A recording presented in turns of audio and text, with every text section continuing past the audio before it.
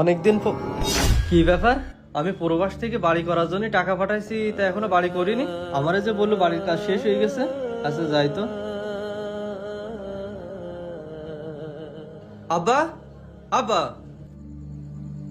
আরে আলামিন, এতদিন পর আমাদের কথা মনে পড়লে তোর? তুই ভালো আছিস?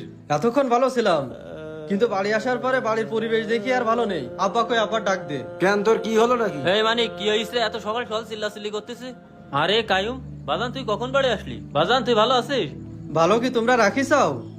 তোমরা যে বাড়ি করার জন্য আমার কাছ থেকে লক্ষ লক্ষ টাকা নিছাও, আমার সে বাড়ি কই? লক্ষ লক্ষ টাকা পাঠাইছি মানে কি করছে এসব? তুমি কোনো কিছুই বুঝতে পারতেছাও না। আমি যে প্রবাস থেকে খাইয়ে না পরে 50 লক্ষ টাকা পাঠাইছি এই বাড়ি করার জন্য, সে টাকা তোমরা কি করেছ? বাজান তুই এসব কি করছি? 50 লক্ষ টাকা মানে টাকা পয়সা কার কাছে পাঠাইছি? আমি তো কিছু বুঝতে পারতেছ নি।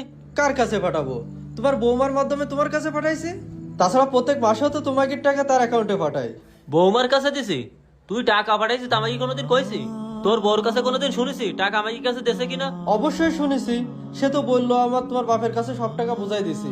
তোর বউ এটা বললো আর তুই বিশ্বাস করে নিলি? তোর আমাকে কাছে শোনার কোনো প্রয়োজন পড়লো না। তার মানে তুমি কি বলতে চাচ্ছ? আমার বউ আমার সাথে মিথ্যে কথা বলেছে? যদি আমার সাথে মিথ্যে কথা বলে, তাহলে তুমি মৌসুমীর ডাক দাও, এখনই প্রমাণ হয়ে যাবে। তোর বোর ডাক দেবে মানে? তোর বউ এই জায়গায় থাকলে তো ডাক দেবে। তুই যাওয়ার পরই তো তোর বউ বাহির বাড়ি চলে গেছে। আব্বা, বড় ভাই সব কি বলতেছে? তোর বড় ভাই যা করছে সত্যি কথাই তো করছে। তুই যার পরই তোর বউ চলে গেছে। বড় ভাই সত্যি কথা বলতেছে মানে?